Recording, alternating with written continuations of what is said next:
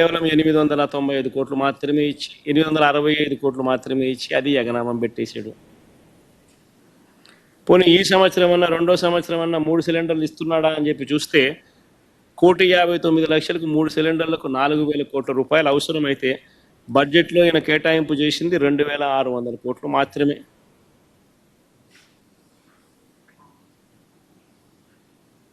అంటే ఎలాగూ ఇచ్చేది లేదు కాబట్టి, ఎలాగూ మోసమే కాబట్టి నెంబర్లు ఏవి ఎంత అవసరమో అన్న దాని మీద ఏది కూడా ఎవరు కూడా లెక్కలు చూడడం లేదు. ఎలాగో ఎగరగొట్టేదే నామకే వాస్తే చేయాలంటే చేయాలన్నట్టుగా చేసేదే కాబట్టి ఎలాగో ఎగనామం పెట్టేదే కదా అని చెప్పి అడుగులు వేస్తూ ఉన్నాడు చంద్రబాబు నాయుడు గవర్నమెంట్లో. మరో ముఖ్యమైన హామీ 50 ఏళ్ళకే పెన్షన్ అన్నాడు. ఆ రోజు ప్రతి ఇంటికి వెళ్ళి ఇంట్లో పెద్దమ్మ కనపడినా ఇంట్లో అమ్మలు అమ్మమ్మలు కనపడితే ఏమన్నాడు, మీకు 50 ఏళ్ళ వయసు ఉంది, మీకు ఇక్కడ నుంచి మీకు నీకు 48,000 నీకు 48,000 నీకు 48,000 అన్నాడు. ఇదే పెద్ద మనిషి అన్నాడా? మరి నిజంగా 50 ఏళ్ళకి పెన్షన్లు ఇవ్వాలి అని అంటే ఎస్సీ బీసీ మైనారిటీలకు ఇదే మాదిరిగా పెన్షన్ ఇవ్వాలి అని అంటే మరో 20 లక్షల కుటుంబాలు యాడ్ అవుతాయి ఉన్న పెన్షన్ల సంఖ్యకు.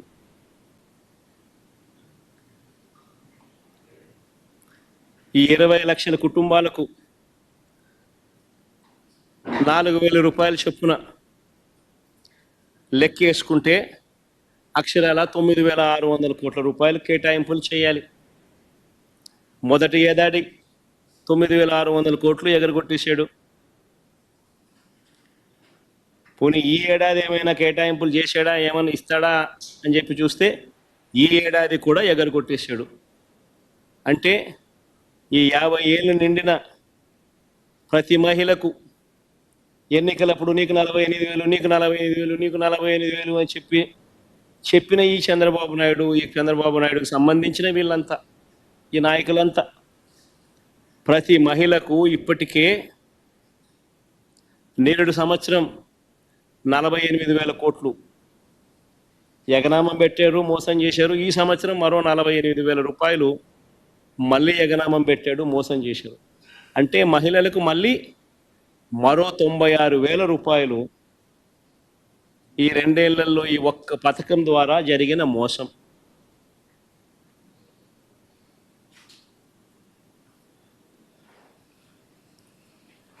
అసలు మొత్తంగా సూపర్ 6 సూపర్ 7లకు అసలు ఎంత అవుతుంది? ఈ సూపర్ 6 సూపర్ 7లే లెక్కేసుకుందాం, పెద్ద పెద్దవన్నీ లెక్కేద్దాం, చిన్న చిన్నవి కాస్త పక్కన పెట్టినా కూడా అని అనుకుంటే కూడా కావాల్సింది 79,867 కోట్ల రూపాయలు. ఆడబిడ్డ నిధి 32,400 కోట్లు, అన్నదాత సుఖీభవ 10,712 కోట్లు, నిరుద్యోగ భృతి 7,200 కోట్లు, దీపం పథకానికి 3,900 కోట్లు, ఉచితంగా బస్సుకు మరో 3,000 కోట్లు, తల్లికి వందనానికి మరో 13,000 చిల్లర కోట్లు, 50 ఏళ్ళకే పెన్షన్ అనే పథకానికి మరో 9,600 కోట్లు, మొత్తంగా కలిపి దాదాపుగా 79,867 కోట్లు, అంటే 80,000 కోట్లు కావాలి. మరి ఈ పెద్ద మనిషి నేరుడు బడ్జెట్లో ఎంత కేటాయించాడు అని చెప్పి చూస్తే నేరుడు బడ్జెట్లో గత ఏడాది 7,282 కోట్లు మాత్రమే కేటాయించారు. చేసిన తర్వాత ఎంత ఖర్చు పెట్టాడు అని అంటే కేవలం 865 కోట్లు మాత్రమే ఖర్చు పెట్టాడు. పోనీ ఈ సంవత్సరం బడ్జెట్లో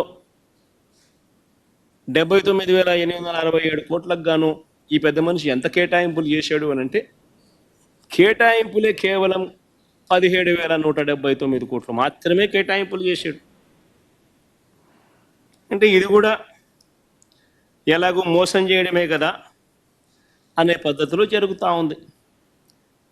బాబు షూరిటీ, మోసం గ్యారంటీ అన్నదానికి నిదర్శనాలు ఇవన్నీ కూడా.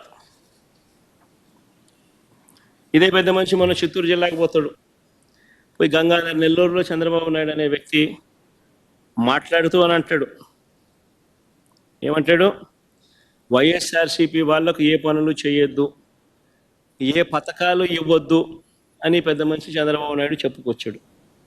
పబ్లిక్ మీటింగ్లో ఈ పెద్ద మనిషి అందరూ చూస్తూ ఉండగా అందరి సమక్షంలో ఈ పెద్ద మనిషి మాట్లాడిన మాటలు ఇవి. ఏ పథకాలు ఇవ్వద్దు అని అంటాడు ఈ పెద్ద మనిషి. అసలు ఇది నేను అడుగుతా ఉన్నా, ఇవ్వడానికి ఇవ్వకపోవడానికి అసలు ఇది బాబు గారి సొమ్మ అని అడుగుతున్నా. ఎవడో అని అడుగుతా ఉన్నా. హీస్ ఓన్లీ ఏ కస్టోడియన్. ఈ మనిషి ఎవడో అని అడుగుతా ఉన్నా. ప్రభుత్వం నడిచేది ప్రజల కోసం, ప్రజల సొమ్ముతో నడుస్తూ ఉంది. ఇదే పెద్ద మనిషి ముఖ్యమంత్రిగా ప్రమాణ స్వీకారం చేసేటప్పుడు ఈ పెద్ద మనిషి చేసిన ప్రమాణం ఏమిటి? పక్షపాతానికి, రాగద్వేషాలకు అతీతంగా పరిపాలన చేస్తాను అని చెప్పి రాజ్యాంగబద్ధంగా ఈ మనిషి ప్రమాణం చేశాడు. పక్షపాతానికి, రాగద్వేషాలకు అతీతంగా పరిపాలన చేస్తానని ప్రమాణం చేసి ఇప్పుడు ఈ పెద్ద మనిషి ఇలా మాట్లాడుతూ ఉన్నాడు. ఏకంగా బహిరంగంగా, బాహాటంగా